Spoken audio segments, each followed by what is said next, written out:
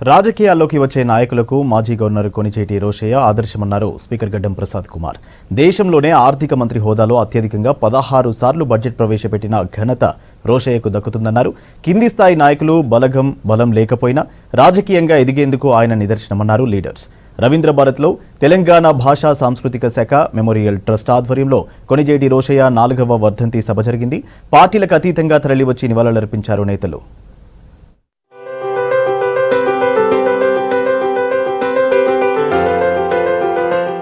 తెలంగాణకు ప్రతిరూపం మాజీ గవర్నర్ కొణిజేటి రోషయ్య అని తెలిపారు స్పీకర్ గడ్డం ప్రసాద్ కుమార్. దేశంలోని ఆర్థిక మంత్రి హోదాలో అత్యధికంగా 16 సార్లు బడ్జెట్ ప్రవేశపెట్టిన ఘనత రోషయ్యకు దక్కుతుందన్నారు. నూతన ఎమ్మెల్యేలకు ఆయన మార్గదర్శనమన్నారు. హైదరాబాద్ రవీంద్ర భారత్లో తెలంగాణ భాషా సాంస్కృతిక శాఖ మెమోరియల్ ట్రస్ట్ ఆధ్వర్యంలో మాజీ గవర్నర్ కొణిజేటి రోషయ్య 4వ వర్ధంతి సభ జరిగింది. పార్టీలకు అతీతంగా నేతలు తరలివచ్చి నివాళులర్పించారు. అప్పులు ఆడంబరాలకు పోకుండా ఆర్థిక క్రమశిక్షణతో ఉన్నంతలో రోషయ్య గారు నిధులను సర్దుబాటు చేసి వైఎస్ రాజశేఖర రెడ్డి గారు ముఖ్యమంత్రిగా పెద్ద ఎత్తున అభివృద్ధి సంక్షేమ కార్యక్రమాలు అమలు చేశారంటే దానికి కారణం ఆర్థిక మంత్రిగా రోషయ్య గారు ఉండటమే. రోషయ్య గారి విగ్రహాన్ని హైదరాబాదులో ఏర్పాటు చేయడంతో పాటు వారి జయంతిని వర్ధంతిని తెలంగాణ రాష్ట్ర ప్రభుత్వం ఈ రాష్ట్ర ముఖ్యమంత్రి శ్రీ రేవంత్ రెడ్డి గారు అధికారికంగా నిర్వహిస్తుండడం మంచి నిర్ణయంగా నేటి రాజకీయాలు నాయకులు రోషయ్య గారిని ఆదర్శంగా తీసుకోవాలని కోరుకుంటూ కొణిజేటి రోషయ్య క్రమశిక్షణకు మారుపేరు అన్నారు మండలి చైర్మన్ గుత్తా సుఖేందర్ రెడ్డి. సమయపాలన పాటించడంలో ఆయన మొదటి వరుసలో ఉంటారని తెలిపారు.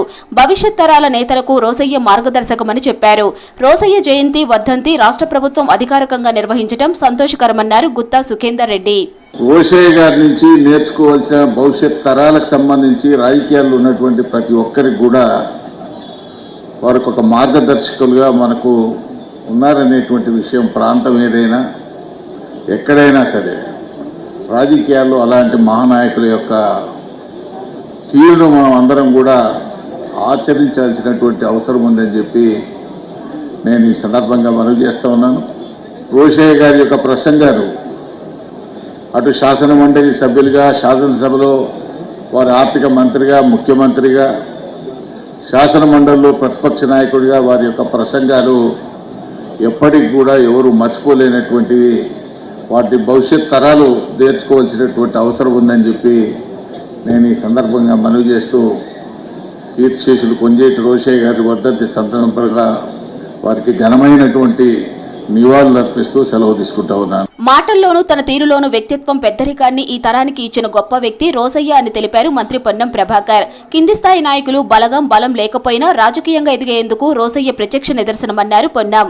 ఒక ఆజానుబాహుడు ఆకారంలోనే కాక మాటలోనూ తన తీరుల్లోనూ తన వ్యక్తిత్వంలోనూ అనేక రకాలుగా ఒక పెద్దరికాన్ని ఈనాటి తరానికి ఇచ్చినటువంటి వ్యక్తి. ఆర్థిక క్రమశిక్షణతో ఇవాళ ఆర్థిక క్రమశిక్షణ లేక ఊపర్ చర్వాణి అందరు పరిశాని అన్నట్టుగా చాలా ఆందోళనకరమైనటువంటి పరిస్థితి చూస్తూ ఉంటుంటే కనబడతా ఉండేటువంటి పరిస్థితి. ఆర్భాటాలకు పోయి చాలా కుటుంబాలు ఇబ్బంది పడే పరిస్థితి నుంచి ఆర్థిక క్రమశిక్షణ అంటే రోషయ్య గారు మనకు మార్గదర్శిగా ఉండే విధంగా మరి నేర్చుకునేటువంటి ప్రయత్నం జరగాలని కోరుతూ మరొకసారి అందరికీ నమస్కారం తెలియజేస్తూ రోషయ్య గారికి ఘనంగా నివాళులర్పిస్తా ఉన్నారు. మాజీ గవర్నర్ కొణిజేటి రోషయ్య 4వ వర్ధంతి సభకు పార్టీలకు అతీతంగా నేతలు తరలివచ్చి నివాళులర్పించారు. అజాత శత్రువుగా ఉంటూ అందరికీ ఆదర్శనీయుడిగా నిలిచారని కొనియాడారు నాయకులు.